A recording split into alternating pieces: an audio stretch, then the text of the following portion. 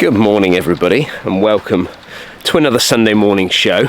I was umming and ahhing whether to do a Sunday morning show this week, but the sun has come out this morning and I figured why not get out there and give you all a little bit of an update on a few things that have been going on. Out here this morning with the Motocaddy M7 remote.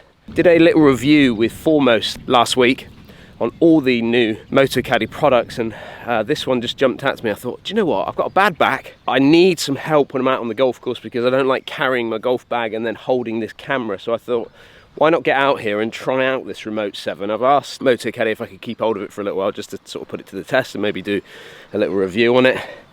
First impressions, it's like trying to look after a toddler when they've just learned how to walk and you have zero control of them. You've got to keep an eye on exactly where they are. And that's what I feel like at the moment with Motocaddy's remote control trolley. It is pulling to the left slightly, which is annoying. I think I've got to just adjust the front wheel possibly. I've just got it straight out of the box, so I've not really had time to mess about with it. And I'm also going to run it over some terrain and just see how it performs from that point of view as well. Because even though it does have that back wheel on it, well, it did all right there, to be fair. It did very well there actually. I thought I was going to go over then, but it's done all right. But anyway, this is hopefully going to give me a bit of relief when I'm out carrying cameras around, so we'll just see how we get on.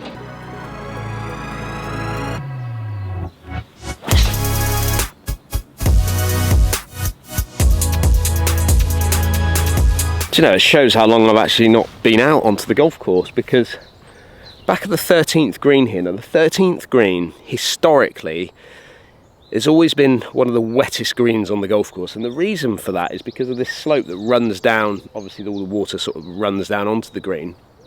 They've put sort of ditches in the past, sort of just down by the green there, just to try and take some of that water away. But what I do love is they've just thinned out a few of the trees in and amongst here. Look, you can see the stumps here, and they've obviously done it over the winter, or I don't know when they've done it because I've never seen it before. Number one, it gives an amazing view across the bay to Torquay, which is stunning. And on a day like today, there's nothing better. There's no better place in the world to be, actually, than the English Riviera when you get a day like today. However, what it has done is it's created some light into that green. So taken the shadows away, because the trees were quite big, to be fair, and there was obviously a few of them. But it's given us now that light, which is going to enable that green to kind of dry out a little bit, get some sunlight in there, get some growth in there. All positive as far as I'm concerned. Now, there is obviously always going to be those people that want trees to stay, but ultimately when you put trees in, you've got to be able to thin them out at the same time. So keep the key ones there, and then obviously thin out the ones that we're trying to allow light in and give that green a chance to grow and perform like a green that's in keeping with the rest of the golf course. So it's a thumbs up for me on the 13th, boys. Beep, beep. Bloody hell, it is hot out here this morning. So I've got about 250 to the green. Can't get there with 5 wood. Really, it needs to be 3 wood. However, I'm going to hit 5 wood, and the reason I'm going to hit 5 wood is because I find it easier to get out of the rough with a 5 wood, just a little bit more loft. Remember, loft is your friend.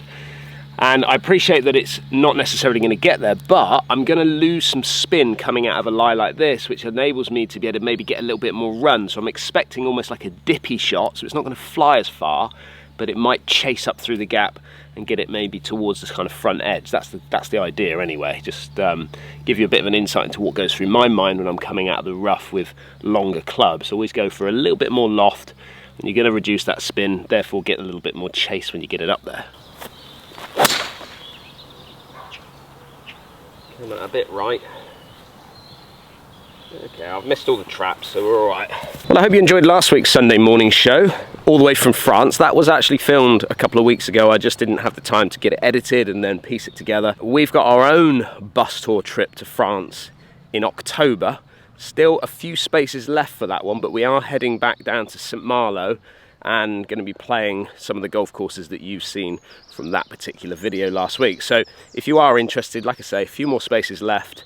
We're getting the ferry out of Portsmouth, going straight into St Malo. A little bit different when it comes to the actual event. It's not going to be the same type of event as you saw from last week's Sunday morning show. We're going to have a bit of fun with it. Me and Bernie are running it, so it'll be fun on the golf course with a few red wines in the evening. All the good times just begun.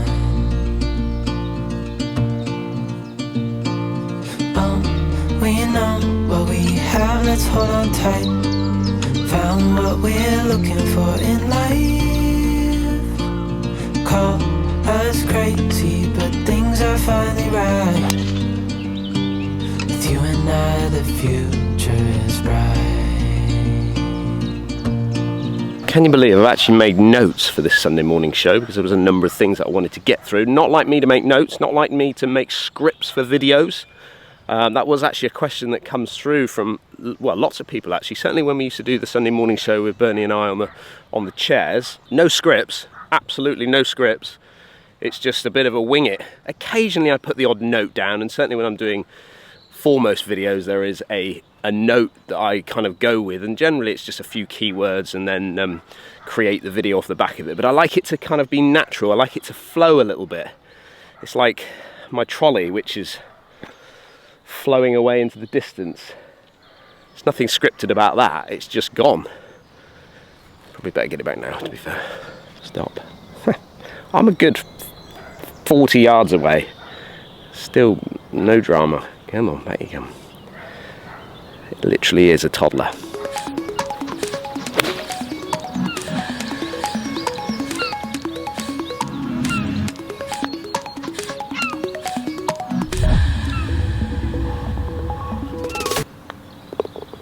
I don't know if any of you had the chance to see it, but I did a little review of this new reverse taper by Golf Pride for the putter grips. Just taking it out onto the golf course, getting a feel of it, whether it's actually going to work for me personally. Now, for those of you that watch my What's in the Bag, you'll notice that I have my black Scotty Cameron in there. That has not come out of the bag. I'm just putting this one in with this grip on to see if it actually feels any better than what I'm currently using, because if it does feel better, I will be getting one of these grips to put onto that black one. So just a bit of a thought really as to getting me to think about where my hands are during the putting stroke. Some of you may like that, some of you may not like that, but again, talking about emotions, talking about process, I think by me feeling where my hands are and what they're actually doing when I'm setting up to the golf ball and then going through the stroke, it's just allowing me to go through my process rather than going into the emotional side of whether I'm going to hold the putt or miss the putt, or even thinking about my putting stroke, which is for me a bit of a no-no.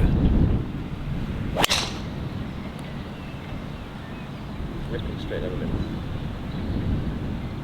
I hope you like my new clobber, my new clothing. Now remember, I am not sponsored for clothing or hat or glove or anything by anybody. I just asked Under Armour if they would be interested in sending me some kit this year. I can use whatever I want. They're basically open for me to use whatever I want.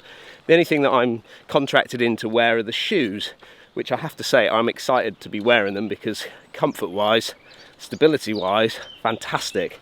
Now on the note of the shoes, I wanted to create some more film with the shoes, and I've got them to send me a couple of extra pairs of size 10s because my brother Paul and James Ruth are both size 10 in their shoes, and I wanted to see if there was any gains that we could get by them moving into that style of shoe. Now I'm going to be presenting the boys with their shoes over the next couple of days, get them to test them out, get them a feel of them, because ultimately I'm confident that number one, they're going to find something that's super comfortable straight out of the box, but ultimately I want to see if they can get any gains by going into this particular style of shoe, the Drive Pro by Under Armour. And like Paul said, any small gain that he can get, whether it's 1 yard, 2 yards, 3 yards, it just makes it so much easier when he gets out on the golf course, gets him further down there, gives him a better chance to get into that scoring zone.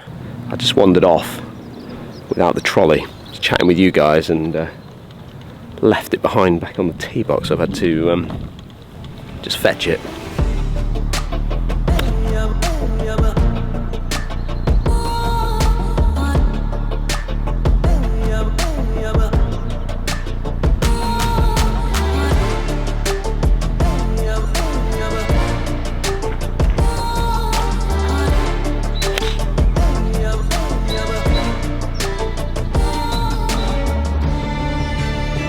What else have I got in my notes? Chipping, Downs chipping problems, yeah.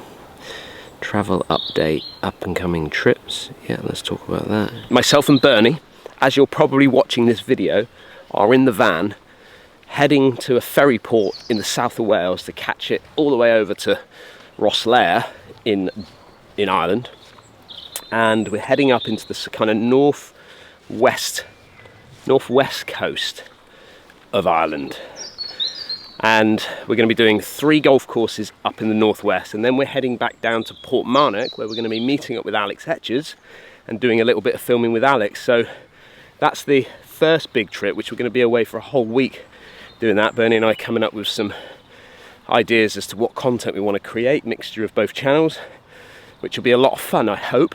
A lot of travelling, a lot of driving, but hopefully a lot of fun. But I'd like to hear down in the comments, are there any particular formats that you like to watch? Certainly when it's just Bernie and I together on the channel, down there in the comments.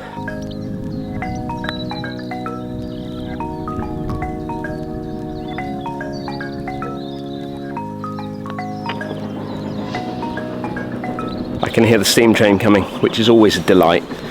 In the office we're sometimes filming, and maybe Bernie and I are doing a little podcast, and the steam train comes in, and as it kind of comes into the Churston, hear it there?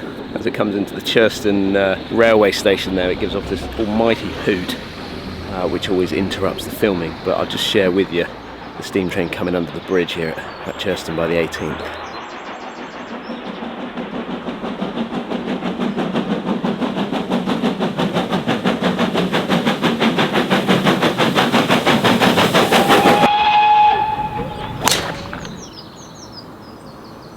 So another thing that I wanted to mention was the numbers that are on the bottom of my clubs, or the back of my clubs. What I've done, I've been a bit inspired by Lee Westwood on this one. He actually puts his yardages on his clubs, just again to reassure him that he's got the right club for that particular shot that he's trying to play. So I just actually thought to myself, I'll do the same. I'm going to put a little marker on the back, a little Sharpie, with the yardage that I carry the clubs. So if I've got a shot that's 185 yards, I know that this one can carry at 178 with no wind, and then it should release out towards the flag at 185. So that's what I've done. The other thing that people noticed when they were watching that What's in the Bag video that I did was that I said that I was going to put fittings on ice for a little while, as in not go to the HQs of these companies and go through a fitting process like you saw at PXG. And the reason for that is because I got quite a lot of flack when I decided not to use the PXG irons that I was fitted for. And I figured, actually, yeah, I understand what people are saying. You know, if I'm going to go to a fitting and go through the process, and then the company kind of give me a set of irons to use, and I don't use them, even though they understand that I may not use them, it really puts fittings under a bit of pressure, doesn't it? If you think about it, not every fitting is going to come out perfectly for what we want, and I think that's kind of the message that has to come from that, is that yes, fittings are important from an understanding point of view of what you're trying to achieve with your clubs, but actually they don't always work. They're not always perfect, they're not always bomb-proof. Therefore, you may get out onto the golf course and struggle to actually use the clubs that you've been fitted for. Those companies are always going to be able to tweak them for you and get them right for you, but it can be an expensive process if you think about what happened with me at PXG. If I had had to buy those clubs and then I really struggled with them, I'd probably be a little bit disappointed, to be honest. But ultimately, that is what happens when it comes to a fitting. You're not always going to get the perfect set of irons that come out from a fitting from these manufacturers. So that's the reason why I kind of thought, well, I'll put it on ice for a little while and maybe come back to it. And the comments that I've had from people is that they want to see it. That was the whole idea. I just wanted to showcase what PXG were offering from their fitting process. I still want to go up to Gainsborough and do it with Ping. There's obviously a couple of other brands that I want to do some stuff with. And actually, from the comments that I got from you guys of support for that, I may look into trying to get it going again.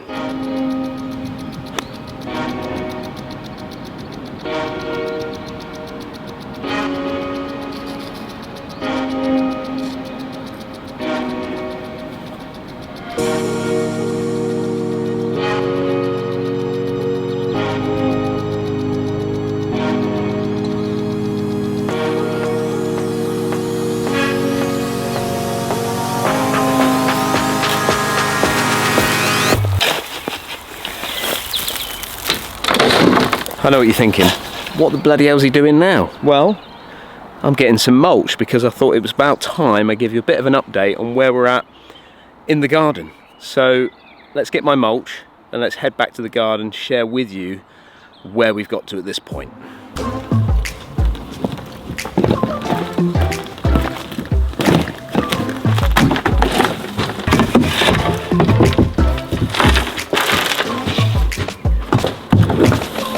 And here we are. Here is the back garden as it is right now. Unfortunately, it did come to a bit of a halt. Weather held up, money, all those sorts of things that go on involved with a build. And what I was waiting for was for the walls to get finished with a render, because they're now in a position where we can get a coat of paint on.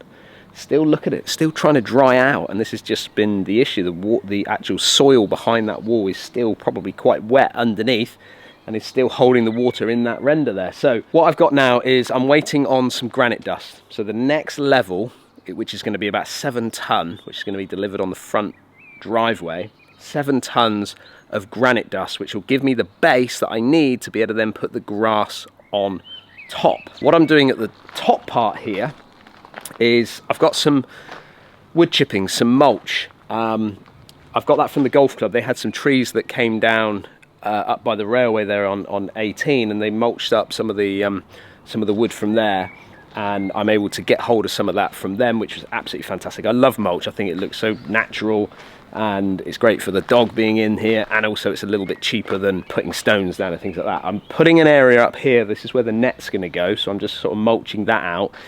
This area up the top here, I'm going to put some grass. So I'm actually going to get some grass to go in over there, and then I've tried to lose some soil up in this top area here. Again, the jury's out of what's going to be happening up in that top corner, but this is where we've kind of got to.